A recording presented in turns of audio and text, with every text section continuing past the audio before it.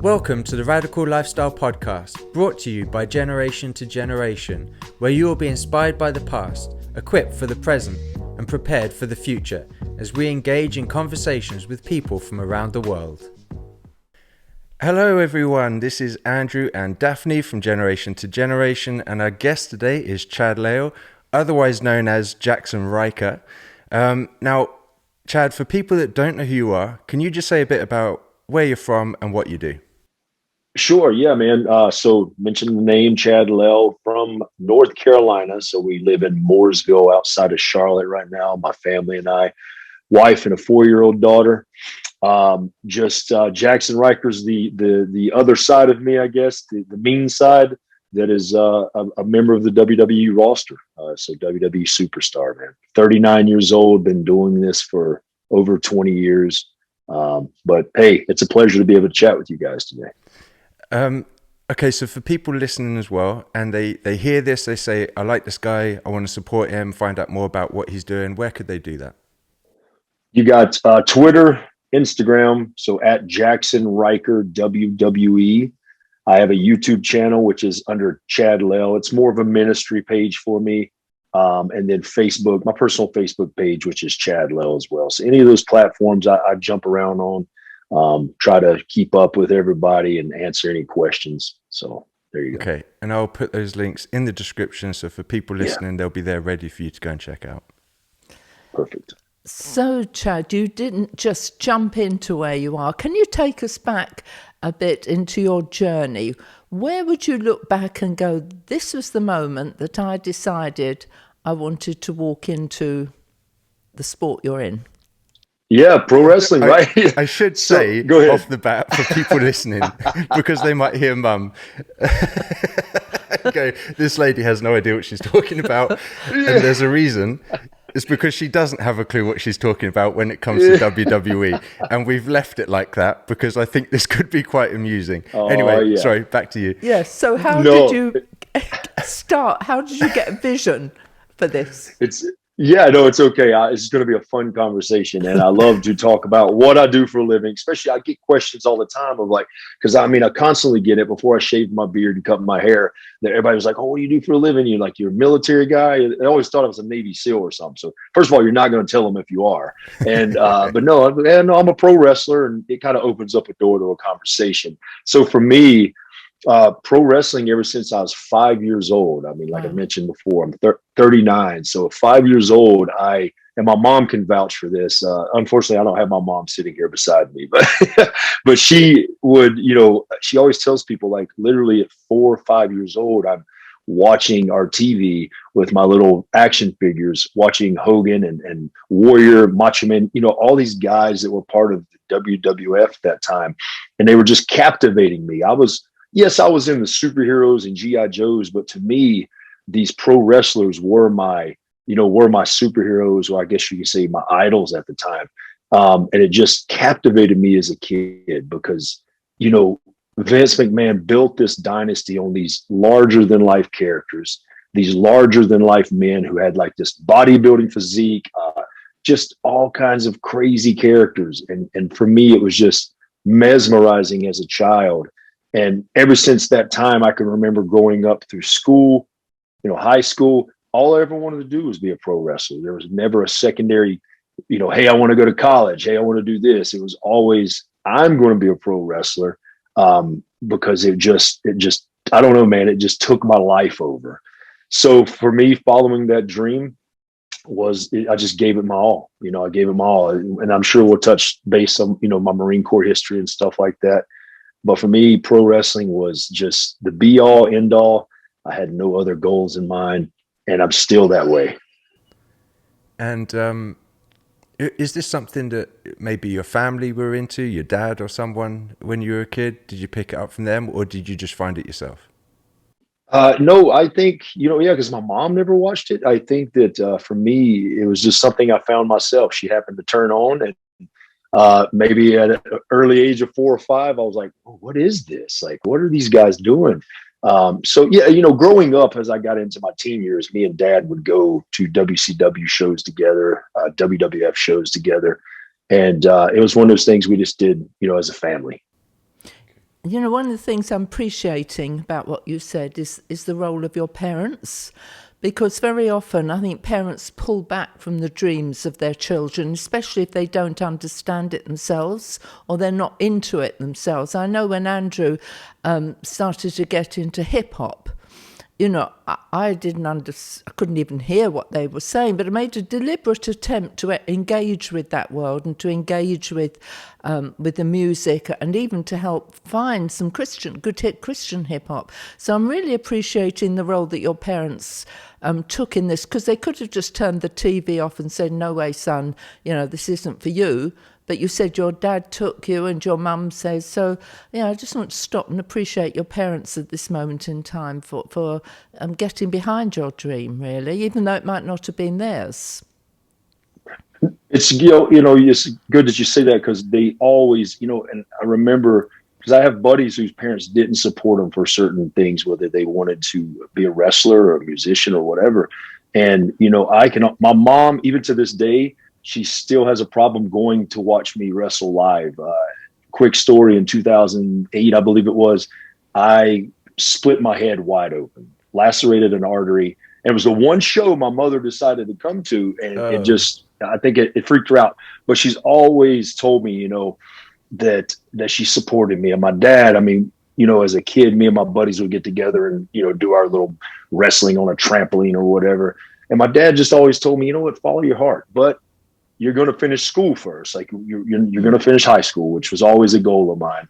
Mm-hmm. And man, I'm so blessed. Like God gave me two amazing parents that just supported me in everything I did, even through my crazy times in life. They were there to pray for me, probably behind closed doors many times, and just to always go, "Hey, you can do anything you set your mind to." And it's something that I carry on to this day.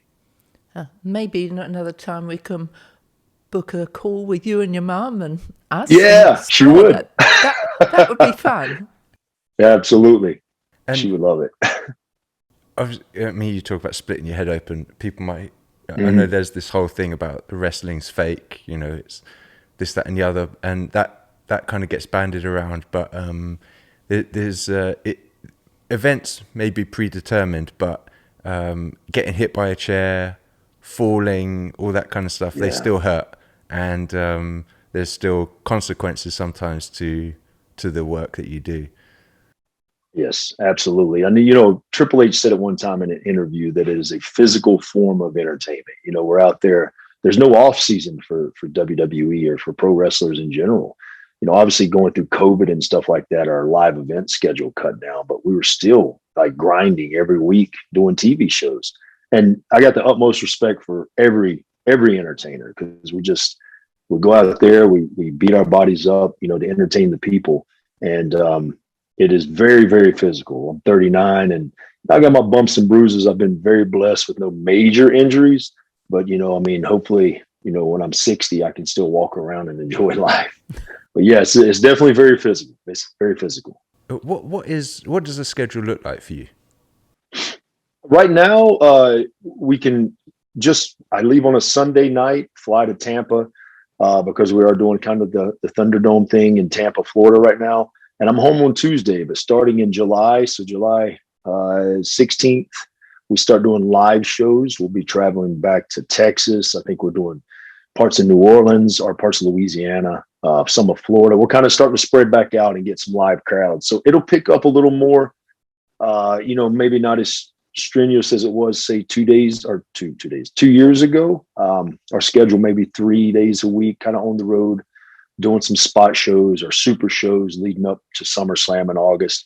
And then for me, on my personal schedule, my wife always laughs. We bought a brand new couch, I guess 3 months ago, and it's like I never sit on it.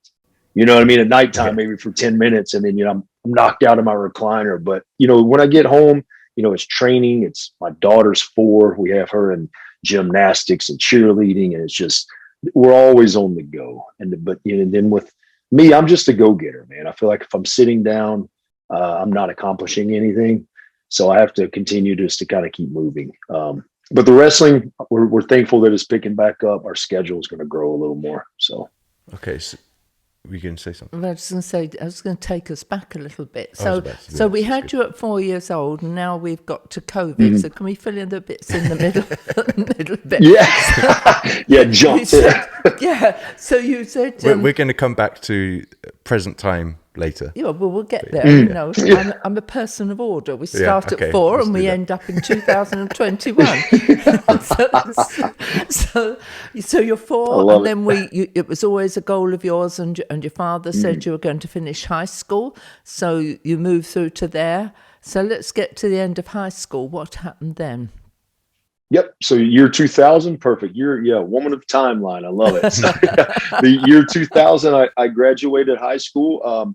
Kind of worked some little odd jobs. I started the pro wrestling like local scene at that time. I kind of started training with a local guy, in my hometown.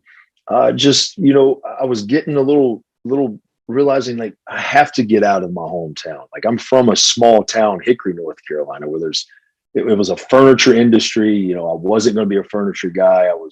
I had other dreams. And, I think what really kicked me in the butt at the time was 2001, September 11th, 2001, our nation was attacked. And here, rewind a little bit. I come from a family full of war vets, full of, military veterans, my father, my uncles, everybody. I never had any intention of joining the military. It was not on my list, but when this happened, it just started kind of stirring in me. Like, I need to do something more. I need to give back to my country. It's something I felt deep in my heart that I needed to do. And I guess maybe 3 months after 9/11, I walked into the Marine Corps office, recruiting office. And I said, hey, I want to be a Marine. And they all kind of looked at me like, oh, you don't just come in here and, buy a Marine Corps, emblem. You have to earn this. And in my mind, like there was only 2 other Marines in my family. Everybody was Army, Navy, Air Force. And to me, I always heard Marines were the best. And that's no knock at anybody out there because I respect them all. But I knew Marine Corps training was the hardest. So I decided to sign the dotted line against my father's will because I was his only son. So, of course, he didn't want that to happen. And then a year to the date, September 11th, 2002, I was at Parris Island, South Carolina, standing on what anybody who knows Marine Corps stuff, there's these yellow footprints. They have all these new recruits stand on while they're just screaming at you and just berating you. And here I was thinking, what have I got myself into? 13 weeks later, December 7th, 2002, I graduated Marine Corps boot camp as an honor grad. I got promoted. They broke me. They taught me. But another thing the Marine Corps taught me and Marine Corps boot camp taught me is like your body can withstand a lot more than you think it can. Your mind can withstand a lot more than you think it can. And I always look back now and I say, okay, the Marine Corps, like the Lord put that in my heart to do that, to stir me even more, to build me even more for the pro wrestling life, for the ministry life. And just, I wouldn't trade it for anything in the world. The Marine Corps taught me so much. So 02 to 06, got out of the Marine Corps in 06. I had deployed in 05 to Iraq, with a Marine Expeditionary Unit, and just kind of traveled the world with that. And luckily didn't see a lot of combat. I was one of the fortunate, blessed ones, and just kind of, like I said, I wouldn't trade anything for, my time in the Marine Corps because it taught me so much. Hang on, now I'm getting really, I need to put some things together. We've got some pieces floating out there. We've got Jesus. Love it. We've got the Marines. We've got wrestling. We've got ministry. We've got called to wrestling. I'm beginning to lose Yeah, my... but that's a phrase you never thought you'd hear. No, that's a phrase I never thought I'd hear, no. So can you start, where did all these pieces start connecting? I mean... Listen, that's great question. Because I'm a firm believer in, my pastor talks about it. The Lord, he gives us different gifts, different traits or whatnot. He calls us all into different areas of life. Like I may not be called to be a pastor of a church. Maybe I am, maybe it's 10 years from now, but I do believe the Lord puts us where he wants us to minister in that situation, in that, whatever business you're doing. And, we can look at pro wrestling being something I wanted to do since I was 4 or 5, where it consumed me. And I'm a firm believer in, like, the Holy Spirit and God leading me. And I think he's given me this platform. And that's what I'm, probably meant by that, was this platform that he gives me to share the gospel. You know what I mean? So I'm using that now. In my 20s, I didn't. I did my own thing. I lived my little sinful road life. You know what I mean? But as I got older and started pursuing Christ a lot more, I realized, man, he's given me a really cool platform to just share his name, be more of a positive light in this world we live in. And I'm thankful for that, and then the Marine Corps just taught me, I mean, mental and physical, there's so much different, like, kinds of trying to break you down, trying to, take away your individuality, not in a bad way. I'm not bad talking in militaries by any means, but it's just, that's how they do, in the Marine Corps. They're taking that I away from you and making you more of a team, which is important in combat situations, because you are a team. If you're trying to do things on your own, it just doesn't work well. So when I say, the Lord called me into that, I do believe, he's given me this platform for a reason. I totally get that. And I wish more people would get that, because they look at us who are, and I hate this phrase, in full-time ministry, and they say, oh, wish I could serve Jesus like you. And I think, no. We're all called to be faithful. We're all ministers in wherever, and we need to set our faces, be faithful, and be a witness where we are. If they were all like us, or we were all like you, where would the world be? So it'd be much more entertaining if we were all like Chad, but for you, listen.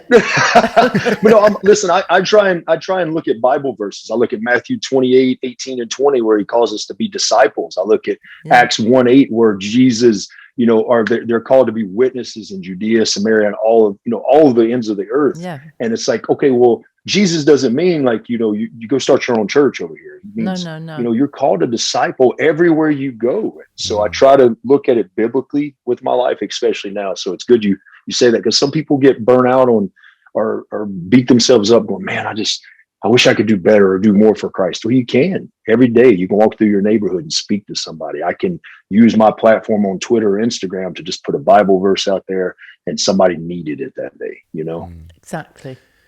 When you went to Iraq, what was the situation out there at that time?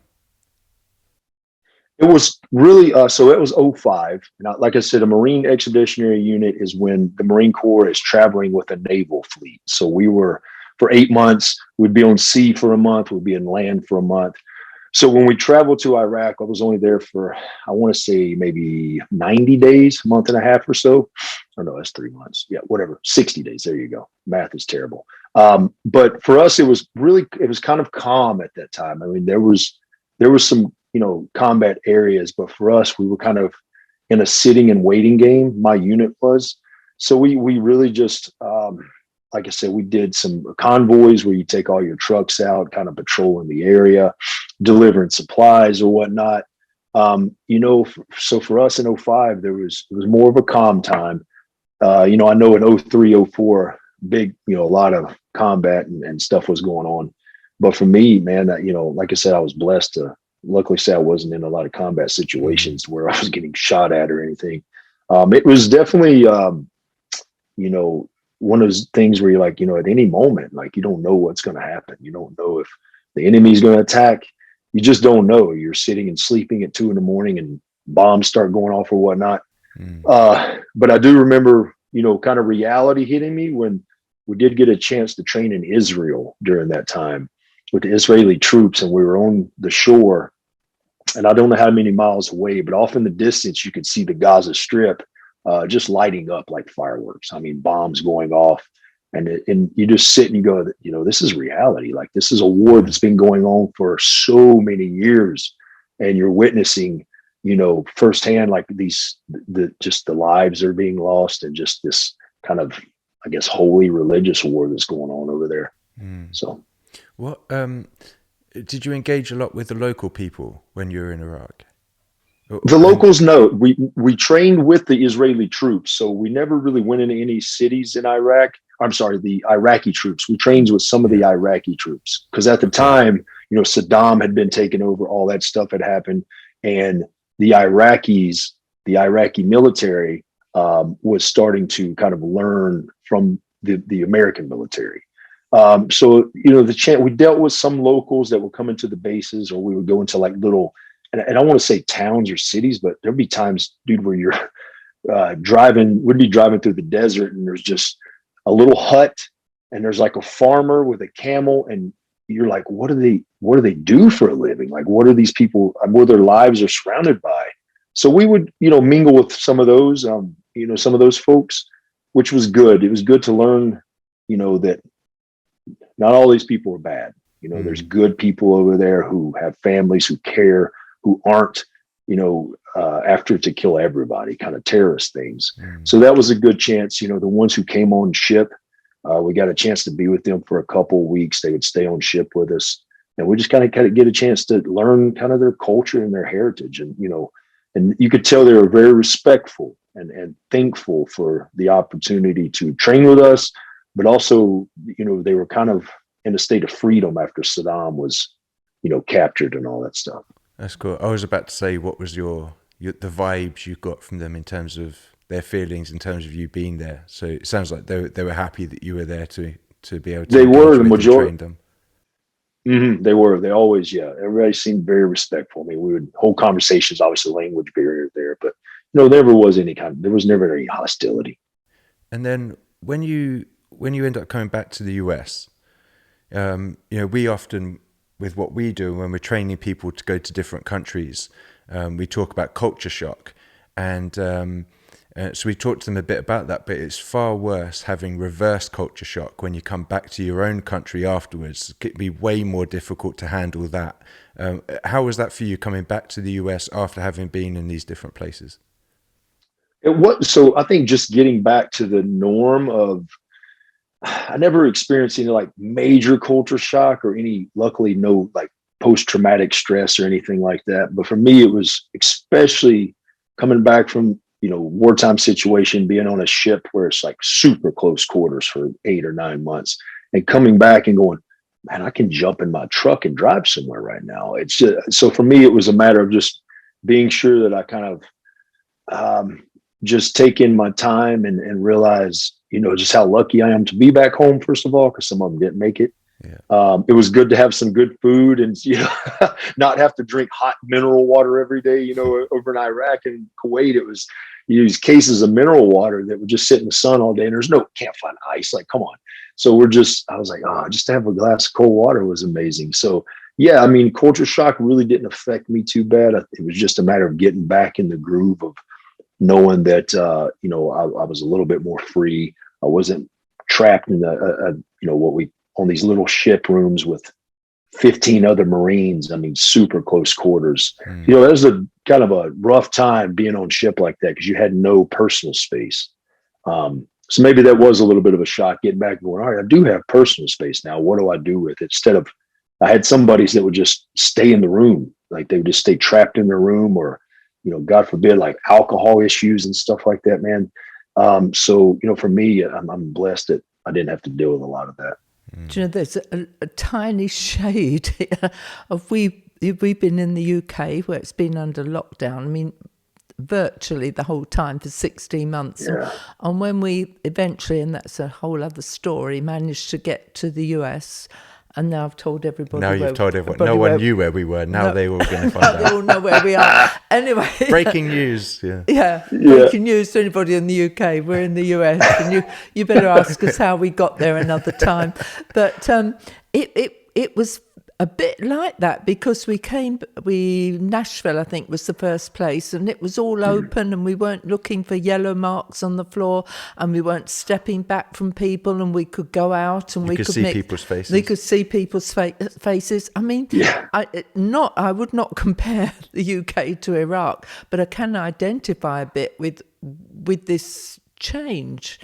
So you've come back now. How do we walk into the wrestling from? I should imagine actually you don't just walk into it. Well, wait a minute. I should imagine your time in the Marines was really good physical training for your preparation. Yeah, preparation. So how do we move forward from here?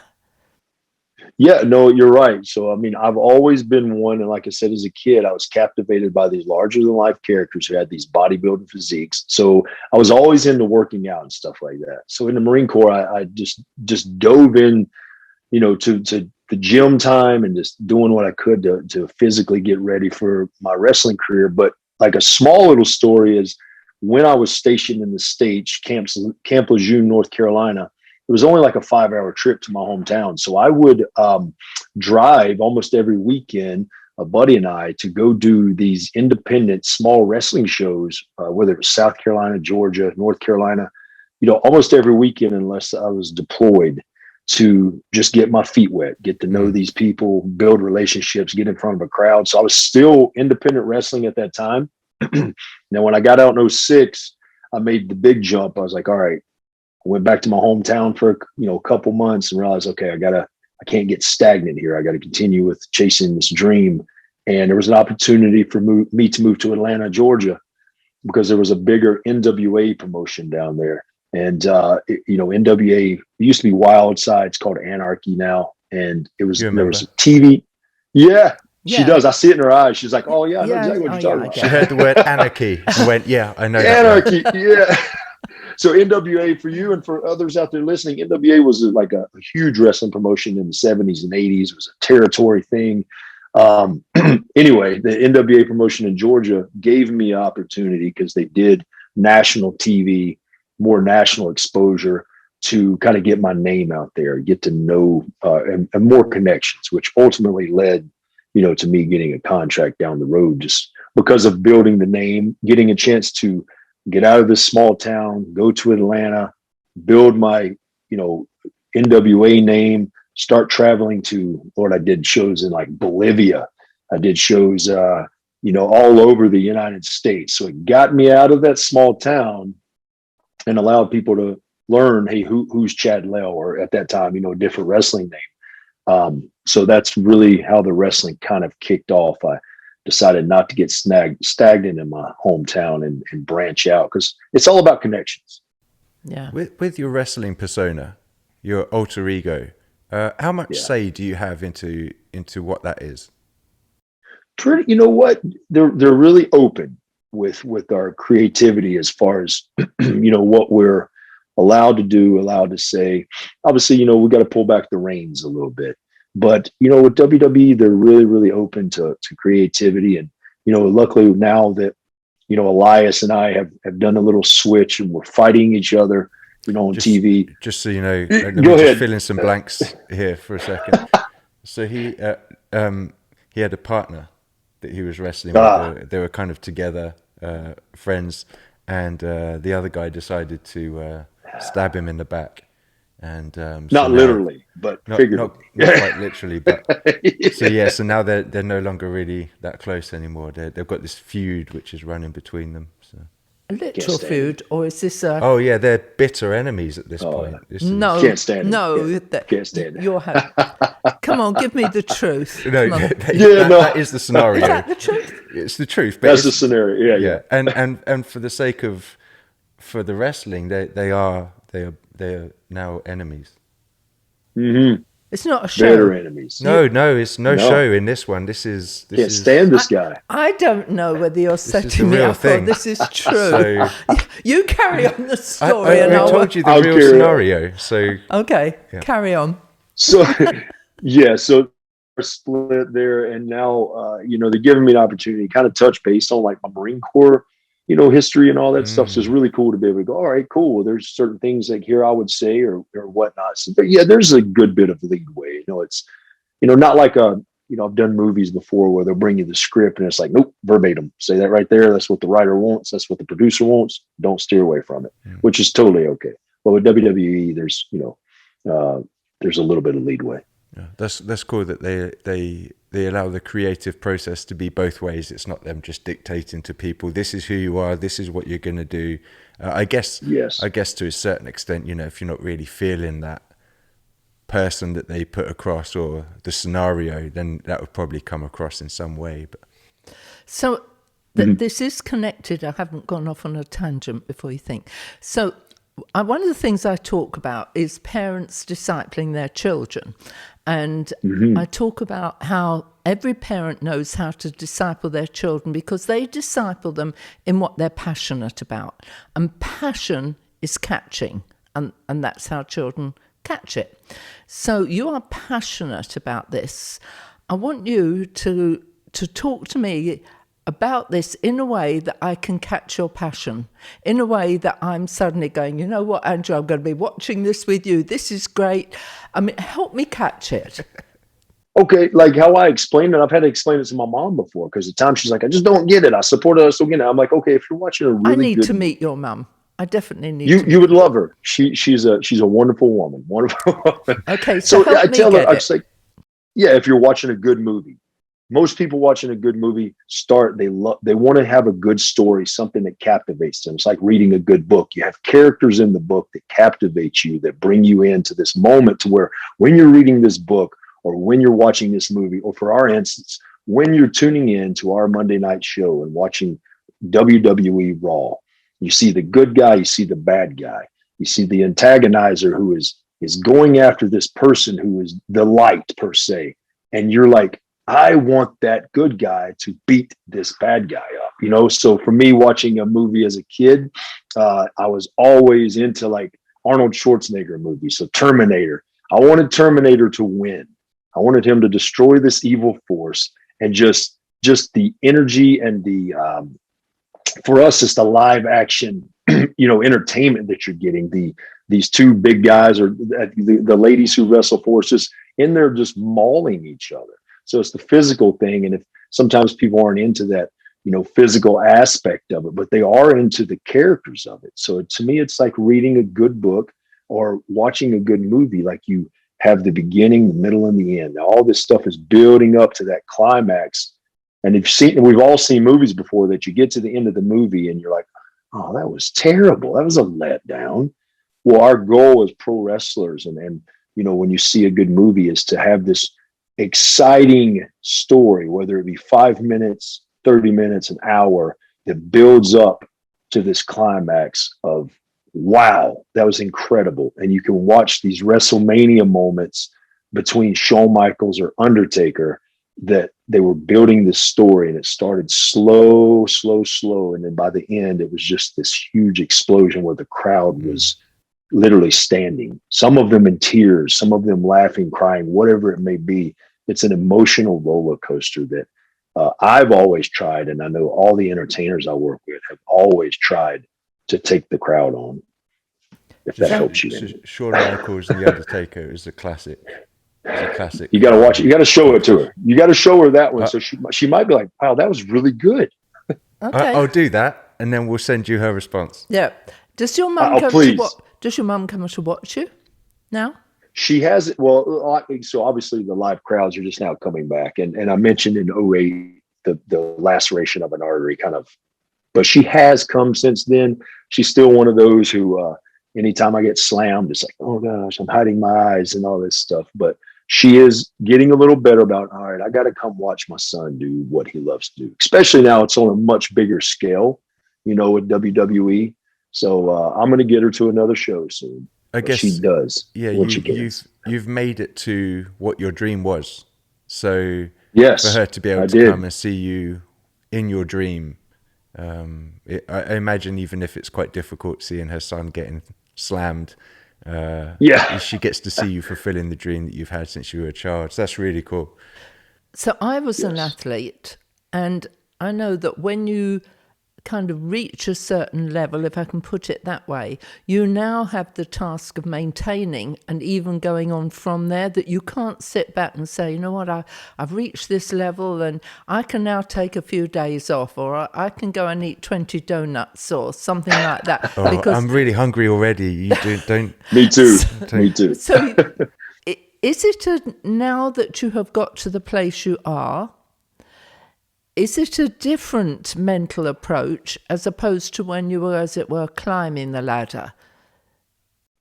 It is, absolutely. You hit the nail on the head when you said you can't, once you reach a certain pinnacle, it's like building a business. A businessman opens his business, it starts booming and it's really successful, where he's not going to slow down. He can't, per se take a day off and, decide to just take a break. But so with pro wrestling, for me, it's like I am in WWE. Back in April, I got a chance to perform in my first WrestleMania, which was a childhood dream of mine. And I have to sit daily, and especially when I'm at TV on Monday nights, and go, okay, like, I'm at the big times now. Like, I can't slack off tonight and, whatever, be lazy in the ring or be lazy with my training, because I've always taken pride in how I look. So there is a mentality with me, and I know with others I can speak for, where it's like, all right, you have to keep going, because what they say, grabbing that brass ring in pro wrestling, you always have to be prepared for any opportunity to shine, to do better, to advance your character, advance your storyline. And if I decide to go into work on one Monday and I'm just super lazy and don't care with a bad attitude, then that's not going to do anything for me. It's not going to do anything for my family or the fans. Mm. Yeah. So I got, this is a completely bizarre question, I'm sure. Maybe you've been asked question this is you've been waiting to ask. Yeah. So over the years, let's hear I it. would watch from time to time some WWE, and obviously this plays into the persona part of what I was talking about. But sometimes I wonder, how do I phrase this? Just say so. it. How do people have to get used to just wearing their underwear in front of like 50,000 people? Because some of the wrestlers, that's basically what they're wearing. I mean, I imagine if I went out into an arena, okay, if I was in the WWE, I would be saying, okay, my character wears jeans and a t-shirt, and so that's what I'm going to wrestle in. If they said no, you're going to wrestle in some pants. So I'm speaking English here. Underwear.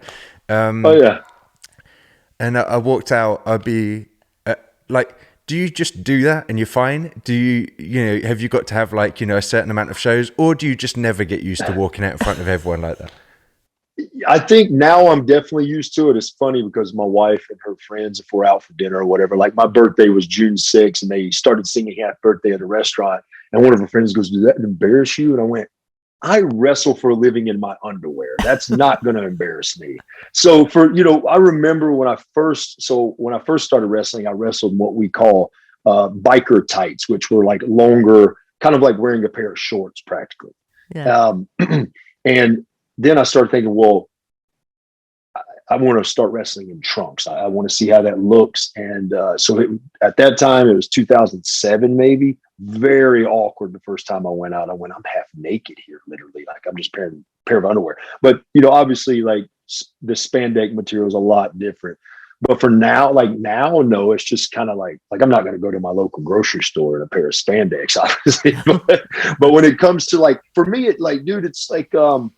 it's like putting on, if you're let's say a theatrical, like whatever you call actor on a play, during a play, you put on that costume, you put on that garment that you're wearing that puts you in that character. You know what I mean? For me, believe it or not, those trunks that say Jaxson Ryker and have these evil eyes on the side or the American flag on the side puts me in that mindset of I'm Jaxson Ryker. I'm not Chad Lail. I am in the zone now.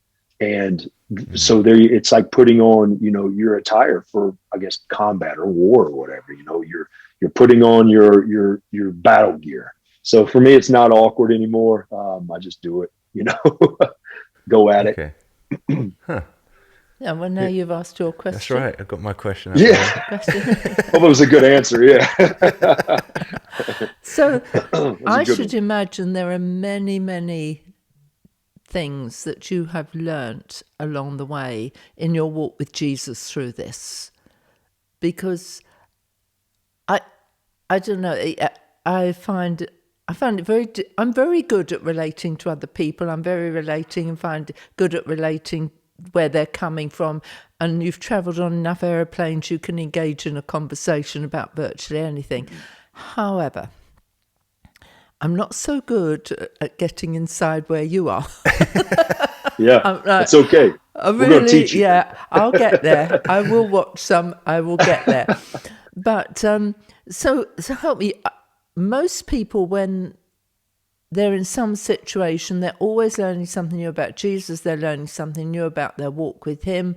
There are many biblical lessons that we can learn. I don't like the word lessons, but you know what I mean. Talk to us a bit about your walk with Him through this. And I like, what you said. It like instantly. I thought about when I listened to you guys with Dr. Brown and how, you're in your zone there with Dr. Brown. You're speaking to him about theology, about the Bible, and that's your moment. Well, for you right now, speaking to me about pro wrestling, you're like, what does this mean? But it's the same thing with sharing the gospel with somebody who knows nothing about Jesus. Wow. You have to walk them through this journey per se, the gospel journey and who Jesus was. So right now we're walking you through a journey of of course, pro wrestling isn't going to get you to heaven, but it's going to, we're teaching, right. I'm glad you could clear that one up. Liking it. Actually, I just want to say something then. Pro wrestling for you will be significant in heaven because you are doing what He has asked you to do. You're being faithful in it and you are making disciples. So I just want to interject there that it's going to be hugely significant for you. When you see Jesus, it's just not for me. That you were faithful to go the direction that you said to go in. Yeah. I don't think unless He's going to call me into it now, anything's possible. I can show you some pro wrestling moves when we finish this. Okay. But no, so there you go. Like it's like an open door for us to talk about wrestling you don't know about. So it kind of makes me think of that's how we approach people with Christ. So for me, it's always, in my 20s, I had some battle problems dealing with, depression and some other addictions. Quick story, I was saved at 17 and, saved at my hometown church that, we talked about earlier, where it was built in the 50s with my grandfather's hands and family members' hands. So this was a church that my grandfather, until he died in 71, 72, did tent revivals there. He did, he was like an assistant pastor and all this.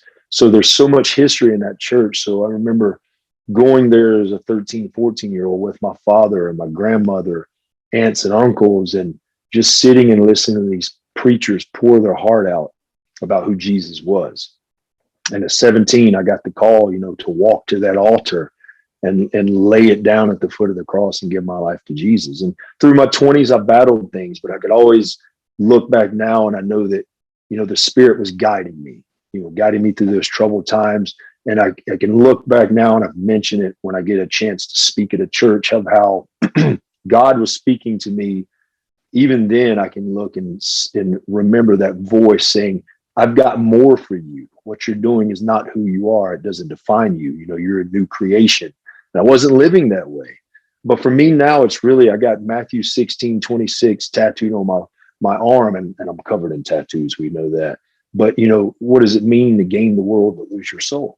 Mm-hmm. So I try and live by that verse. I try to live by 1 John 2, where he talks about, the lust of the flesh, living for the flesh and, not allowing the Spirit to guide you. So with my life now, not in full-time ministry, but really I am. Yes, you are. I try to remember that, I can't live for the world.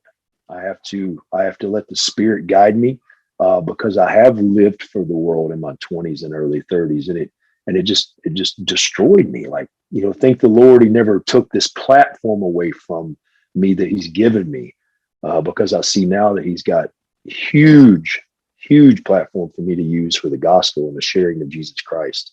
So it is, what does it mean to gain this world? What does it mean to be this famous pro wrestler if I'm not showing love or not taking care of my family, or first and foremost, not sharing the gospel, that I study every night? If I'm just keeping it to myself, it's like keeping a treasure to myself. Well, when I get to heaven and Jesus goes, what about the least of these that you didn't talk to them about me? You just kept it all to yourself. That's not going to do any good.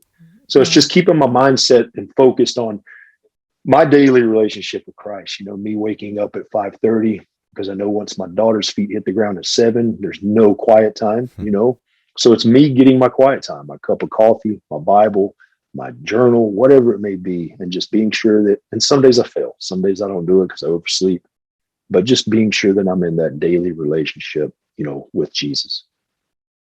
Well, I can say that you have inspired me. I Thank you. think my mindset was, no one can be a follower of Jesus who's throwing themselves around a ring and doing goodness knows what to the other person. Don't tell me there is a call of God on that life. I mean, that is a bit extreme. It is a bit extreme, but that was the road down my mind. And Andrew would be watching it and I'd be going, no. However, I showed her, to be fair, yeah.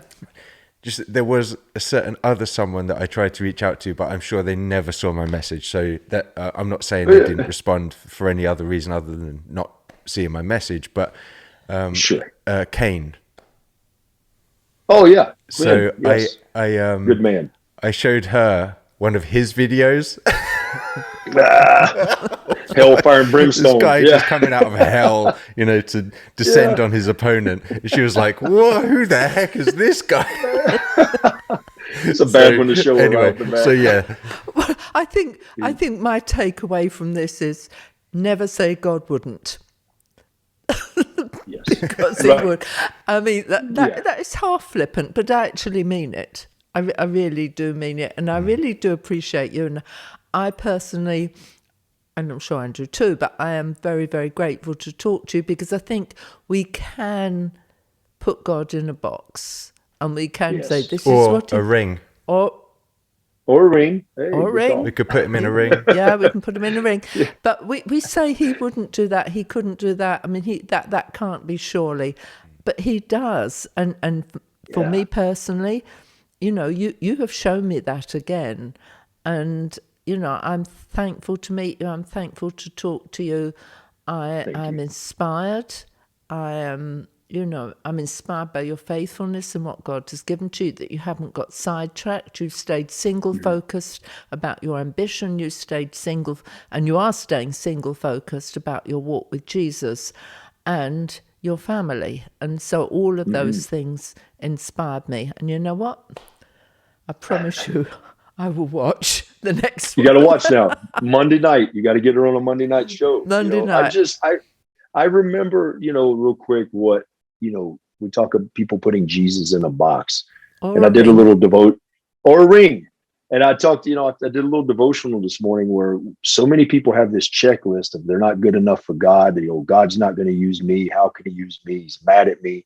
And I just always let these people know, like, look at the disciples, these ones that Jesus chose. He chose these, and it says it in the Word of God. He didn't just happen to fall upon Peter or Paul or anybody. He chose these disciples and these apostles who were fishermen, tax collectors, just one of them murdered Christians. And it always reminds me, I have to daily go, no, God can use you no matter what your background is, because he's chosen you to be his child. And it's always inspiring to me because I get so much inspiration from the Bible. So much inspiration from men like Dr. Brown, just listening to him speak and tell the truth about life. And, you guys, your podcast, I've listened to a few of them and just getting inspiration of people's testimonies and, how I can be a better person. So thank you guys as well. Well, thank you, Chad. We really appreciate that. And we'll have to have you back at some point and you can ask some more of your with Mom questions. No, I'll get Mom on. With your mum on, we're going to do we're doing a tag team. Should. Let's continue with this language. So let's do this. We should. We can plan it out. Yeah. That sounds good. Thank you so much, Chad. We really, really appreciate you taking the time. Thank you, Chad. Thank you. Absolutely. Blessings, you guys. And I'll be praying for you as well. Thank you so much. Thank you for listening to this episode. If it inspired you, please rate us and subscribe on Apple or Google Podcasts, Spotify, or another podcast platform.